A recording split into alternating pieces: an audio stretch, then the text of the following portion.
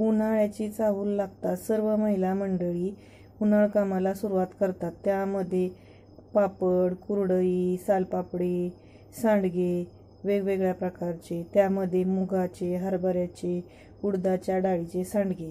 तर आज आपण बघणार आहोत मटकीच्या डाळीचे सांडगे, ते पण वेगळ्या पद्धतीने केलेले। नमस्कार, मी अर्चना अर्चीज किचनमध्ये तुम्हा सर्वांचे स्वागत करत आहे।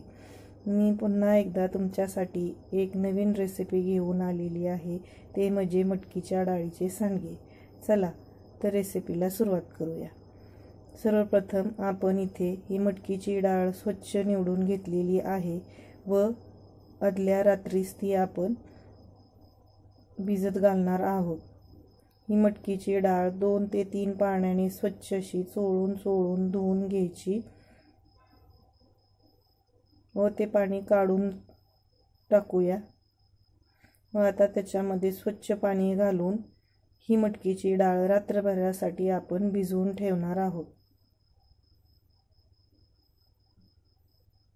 रात्री उशिरा ही डाळ भिजत घालायची, कारण तिला भिजण्यासाठी जास्त असा वेळ लागत नाही।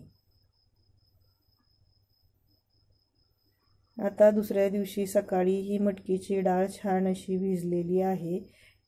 त्यातील पाणी काढून आपण ती धुवून स्वच्छ चाळणीवर नितळून घेऊया। आता ही नितळलेली डाळ मिक्सरच्या भांड्यामध्ये टाकून आपण ती वाटून घेऊया।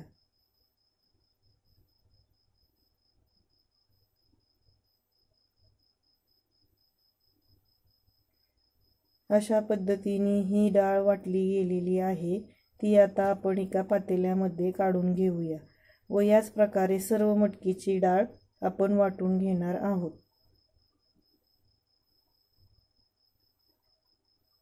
आणि त्याच मिक्सरच्या भांड्यामध्ये आपण त्याच्यासाठी लागणारा मसाला म्हणजेच इथे मी 10-15 हिरव्या मिरच्या, लसणाचे 2 गड्डे सोलून घेतलेले, मीठ व कोथिंबीर घेतलेली आहे, ते आपण आता मिक्सरच्या भांड्यामध्ये घालून घेऊया।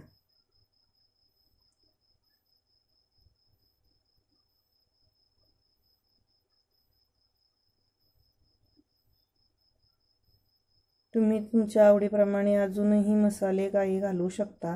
अजून मी इथे घेतलेले आहे जिरे, पांढरे तीळ आणि ओवा।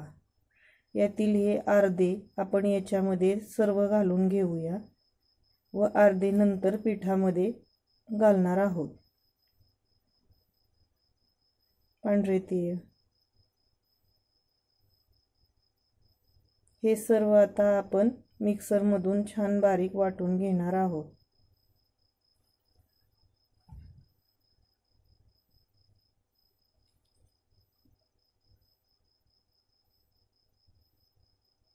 हे पहा, अशा पद्धतीने आपण हे मिक्सरमधून छान बारीक वाटून घेतलेले आहे व हे पीठ आहे त्याच्यामध्ये आता सर्वप्रथम आपण राहिलेले जिरे, पांढरे तीळ व ओवा टाकणार आहोत।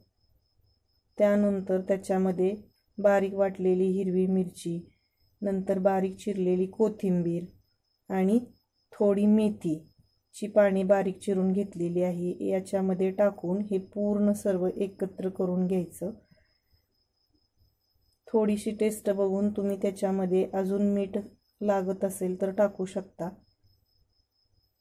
हे पहा, असं एकत्र करायचं आणि हे सांडगे पडतायत का ते बघायचे, नाही तर थोडं पाणी वाटलं तर घालू शकता। इथे मी आता एक प्लास्टिकचा कागद घेतलेला आहे व त्याच्यावर अशा पद्धतीने हे सांडगे घालून घेणार आहे। असं पीठ घ्यायचं आणि मधल्या 2 बोटाने आणि अंगठ्याच्या साहाय्याने ते सांडगे असे तोडायचे। अशा पद्धतीनेच मी इतर सर्व सांडगेही घालून इथे घेणार आहे। हे सांडगे मी घरामध्येच घालत आहे व नंतर ते उचलून बाहेर उन्हामध्ये ठेवणार आहे। मी काय केलं आहे, इथे एक जो आपला पुष्ठा असतो ना, त्याच्यावर पेपर अंथरला आहे आणि सावलीलाच बसून हे सर्व सांडगे घातलेले आहेत व सर्व सांडगे घालून झाल्याच्या नंतरनं मी बाहेर उन्हामध्ये ते सुकण्यासाठी ठेवलेले आहेत। तुम्ही एका ताटामध्ये सुद्धा सांडगे घालू शकता। तुमच्याकडं जर तशी वाळवणाची सोय नसेल तर, शहरात राहत असाल तर. आणि नंतर ती ताटं अशी उन्हामध्ये पण ठेवू शकता. तर असे मी सर्व सांडगे पटापट घालून घेत आहे.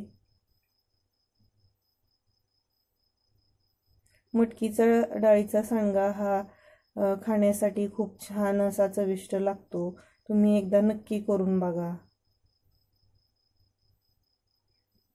नेहमीप्रमाणे ही रेसिपी तुम्हाला कशी वाटली, आवडली का, ते कमेंट करून नक्की सांगा. व्हिडिओ आवडला असेल तर व्हिडिओला लाईक करा, शेअर करा आणि अर्चीज किचन या चॅनलला सबस्क्राईब नक्की करा. आता हे सर्व सांडगे मी उन्हामध्ये सुकत ठेवणार आहे व 2 ते 3 दिवस, नाही 2 दिवस पुरेसे आहे. 2 दिवस छान ऊन लावून घेणार आहे ह्यांना. आणि नंतरनं हे आपले सांडगे असे तयार झालेले आहेत पहा. व्हिडिओ पूर्ण पाहिल्याबद्दल मनापासून धन्यवाद. आणि चला तर पुन्हा भेटूया पुढील व्हिडिओमध्ये. तुम्हाला ही सांडग्याची रेसिपी कशी वाटली ते नक्की कळवा. व्हिडिओ पूर्ण पाहिल्याबद्दल तुमच्या सर्वांचे मनापासून धन्यवाद.